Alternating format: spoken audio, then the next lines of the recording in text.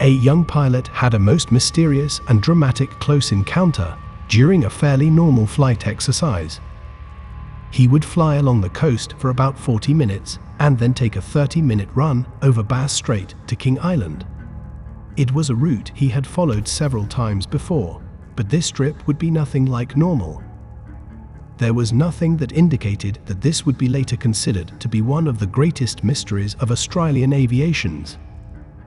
The account of Australian pilot Frederick Valentich, a 20-year-old pilot with a Class 4 instrument rating, is arguably one of the most renowned Australian UFO experiences. It is also an extremely unusual incident where its pilot disappears as a result of contact between an aircraft and a UFO. He had been flying for over 2 years and had accumulated more than 150 hours of flying solo in air. To one day becoming a commercial airline pilot was one of his biggest dreams. In 1978, October 21st, at 6:19 p.m., the young pilot and his Cessna vanished over Bass Strait, off the coast of southeastern Australia, on their way to King Island, which lies between the Australian mainland and Tasmania. He notified air traffic controllers in Melbourne over the radio, just halfway through his flight, indicating that something was not right. He was being probed by a craft with 4 brilliant lights around 1,000 feet above him. He proceeded to make comments regarding the object's qualities before losing contact. He was not to the point that he was panicking, but was understandably worried and concerned about what he experienced. As he continued to describe the object and how it was behaving, the traffic controllers also became concerned. He first described what he thought might be some kind of landing lights, but there was no known traffic in the area. Evidence mounted that something very strange was happening. It passed over him, playing some sort of game. It was flying at speeds he could not accurately identify. It had a long shape and remained stationary right over him. It was shiny all over. He identified it as metallic and had a green light of sorts all around it. It suddenly disappeared, then returned again. His plane began to act very strange. An unidentifiable clicking sound came over the radio. The sound would last for about 17 seconds, then followed only by complete silence. They tried to contact him again, but to no avail. Not taking into account about his strange meeting with an unidentified craft, just the fact that he was flying a single-engine plane over water with lost communication was enough for concern. They put an alert phase on the plane, being extremely concerned about his safety. Once that had elapsed, they then went into a distress phase stage that also was the signal to start an extended search. They searched ships all across Bass Strait for 4 days. Absolutely no trace of Frederick or his aircraft could be found.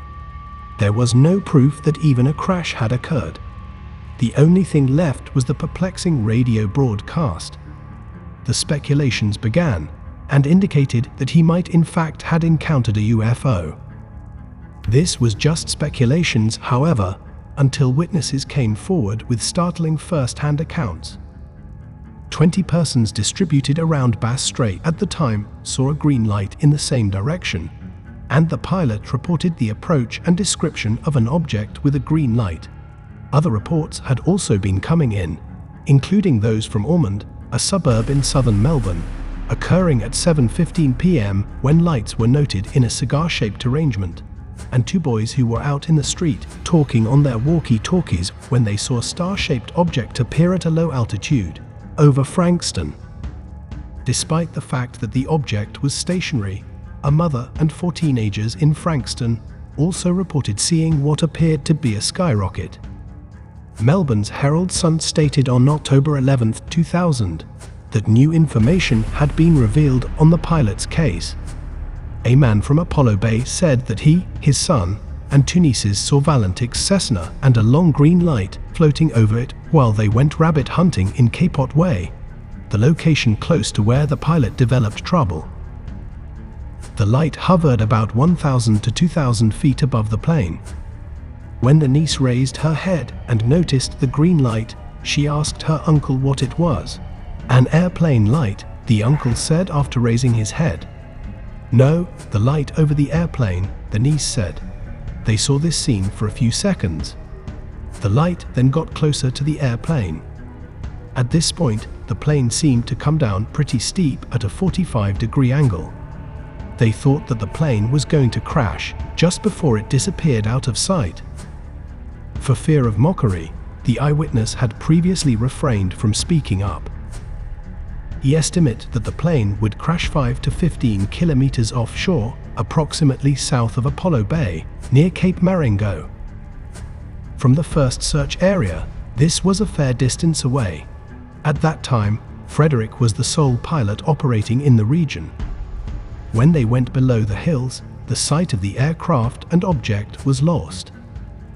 Despite several efforts, including a fake discovery, Valentich and his aircraft have not been located. A radio survival beacon was installed in the Cessna, but its signal was never picked up. Another eyewitness came forward, Roy Manifold. He was an amateur photographer who had set up his camera to capture the sunset at Cape Otway at the same evening when the flight took place, and almost directly towards Frederick's flight path. He managed to take 6 photographs of the sun disappearing into the sea. When developed, the photograph showed something strange. A kind of spot or object appeared on the last picture. Lab analysis concluded that it was neither dirt or damages in the development process. They determined that this strange mark was actually in the picture. This last picture was later sent for computer analysis by a team of UFO researchers in the United States. They would make the startling claim that this blot was indeed a solid, metallic object enveloped in a cloud of exhaust. Skeptics has tried to dismiss this picture as a far-fetched effort to probe visitors from outer space. Valentich's flight's initial tape was strangely deleted, and it seems that if it still exists somewhere, it has been made confidential or highly protected. The unusual sound that interrupted the pilot's final speech has not yet received an official explanation. It was possible to describe the sound as scrapping metal on metal. He was frequently questioned by air traffic controller Steve Roby about the sound of scrapping. The final few lines of Valentich's speech, in which he bemoaned flames shooting from the object's cylinder-shaped end as it went above him, were also removed from the recording. When his communication stopped, his jet was suddenly surrounded in an odd green glow and felt like it was burning. The Bras Strait region, the Tasman Sea, and New Zealand, to the east, had all reported numerous UFO encounters. 2 news teams captured footage of these objects as a result of these occurrences in December 1978 and in January 1979. Along with sightings of UFOs, the Bass Strait is a place where numerous ships and airplanes have vanished. It's interesting to note that Frederick Valentich went to Sale Air Base in southeast Victoria for a special UFO course. He was so worried by what he had seen and heard at Sale that shortly after, Valentich broke down in tears and reassured his parents, "Should they take me, I should be okay. So don't worry, they will probably put me back." A plaque was installed on the grounds of the Cape Otway Light Station by Valentich's family and friends on the afternoon of October 21st in 1998, 20 years after his disappearance. Here follows an reenactment of the actual transcript of the conversation between Valentich and the Melbourne Flight Service.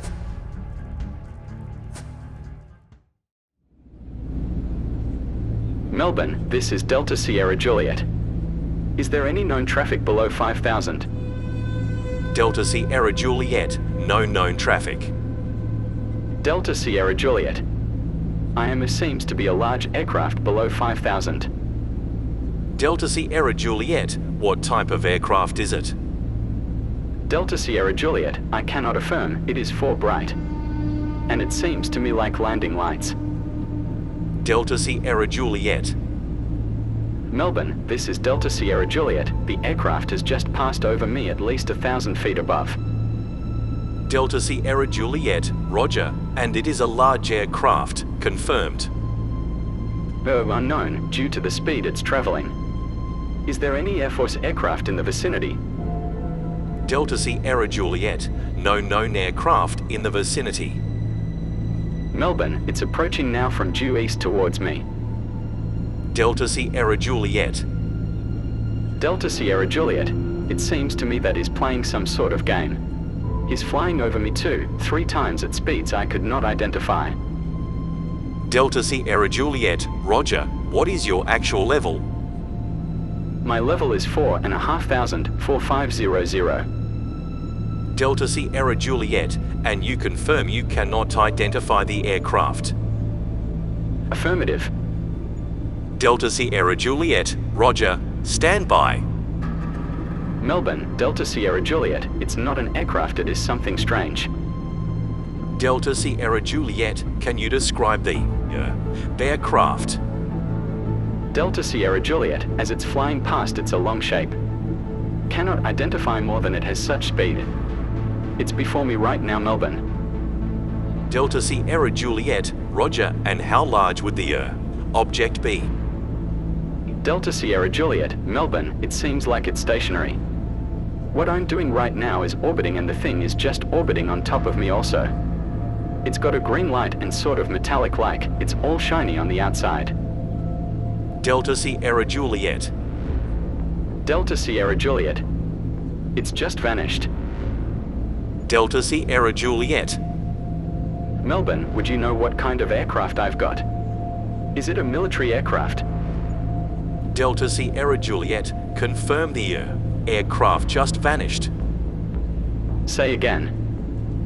Delta Sierra Juliet, is the aircraft still with you? Delta Sierra Juliet, it's now approaching from the southwest. Delta Sierra Juliet. Delta Sierra Juliet, the engine is rough idling. I've got it set at 2324 and the thing is coughing. Delta Sierra Juliet, Roger, what are your intentions? My intentions are to go to King Island, Melbourne. That strange aircraft is hovering on top of me again. It is hovering and it's not an aircraft. Delta Sierra Juliet. Delta Sierra Juliet, Melbourne.